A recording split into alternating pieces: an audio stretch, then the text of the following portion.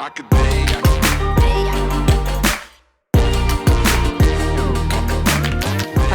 Myers. Welcome back to the 24/7 News Show. It's October 1st, 2019, and Trump is getting impeached. Now, yes, this is exciting and is a major step forward in making sure we have a free and open democracy. But let me be clear. A lot of people are confused by the definition of impeachment. It does not mean Democrats will immediately remove him from office. The impeachment inquiry is simply an investigation into whether or not Trump committed crimes that are worthy of removal from office or other punishments that can be doled out onto the president. Now, the Democrats will most likely decide that he did commit some sort of crime worthy of prosecution, at which case the trial will move to the Senate, which is currently controlled by Republicans, which is why this basically stops there. It will be incredibly bad for the Trump campaign because a ton of information is going to come out, besides what has already come out in the past week, about what the Trump administration has really been doing and how corrupt they really are.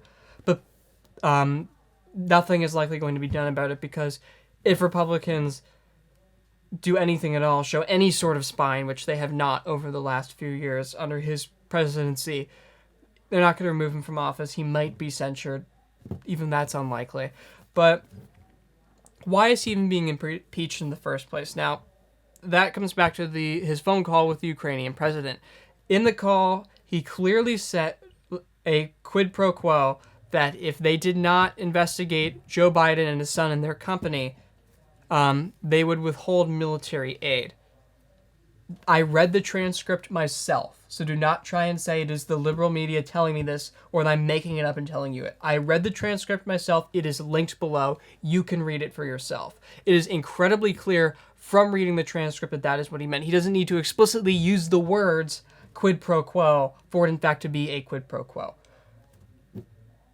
So that's where we are, is a left-right divide over semantics, essentially, which is usually what ends up happening because something is so incredibly obvious, but then Republicans like to get, maybe it wasn't a courtesy, a benefit of the doubt they would never give if this were Obama who had done this. Clearly it would have been the other way around, but even then I kind of think Democrats have a little bit more of a spine. As we've seen, they're not afraid to eat their own young. They're not afraid to go against each other, so I don't think you can immediately say that if this were Obama's place, it would be the same thing, just flipped. But besides that, this is going to be incredibly bad for Trump going into 2020. Just because not only the call and how damning that was in the impeachment inquiry, but also because he made a very similar mistake, as you might recall, to the 2016 campaign when everyone was freaking out about the Hillary Clinton private server email scandal. Now, number one, that was a server put there by the U.S. government in their home because Bill Clinton was, in case you forgot, the president of the United States during the 1990s. So she was using a private email server, which was deemed to be not smart, but not illegal. She was exonerated twice by the FBI, including that second time when they opened the investigation, clearly to sway the election. But besides that, the Trump administration is doing a very similar thing, storing all of basically what they realized of calls likely to get the president impeached on a private server. On a special secure server is where they were putting all the calls that would end up making it clear that the president is a felon, is selling out the United States. So that's where we are. President sold out the United States. Republicans continue to deny it and pretend to be the party that really cares about the country or owns the country. But as this is happening, support for impeachment is rising among independents and Republicans, according to the latest CNN poll. Now, are polls always right? No, they frequently are not, as we remember from the 2016 election.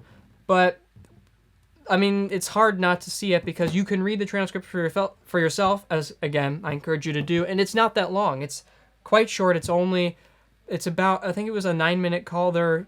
It's like 3 pages long. Like, I did not read the Mueller report. I read the transcript. It is not very long. And so the fact that anyone can just read it and it's not exhausting at all is what is incredibly bad, and why so many people are likely moving towards impeachment. Is just a little over a week ago, the public was not behind impeachment. But now they now the support for impeachment is growing, and it is growing quickly. So, I mean, I was not optimistic going into 2020 that a Democrat, especially not Joe Biden, could take Trump on and beat him.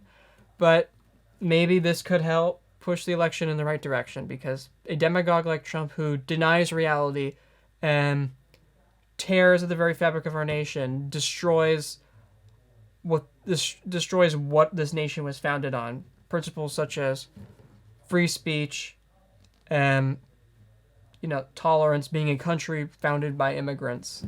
So hopefully this could be enough to get him out. I'm not confident. After 2016, I'm definitely more pessimistic about the Democratic Party, because we all thought Hillary was going to win, and then she didn't.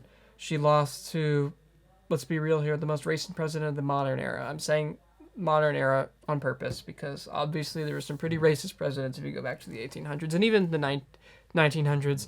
But that's it. Thanks for watching. Like, dislike, comment below. Again, if it's hateful, you're gone. Thanks for watching.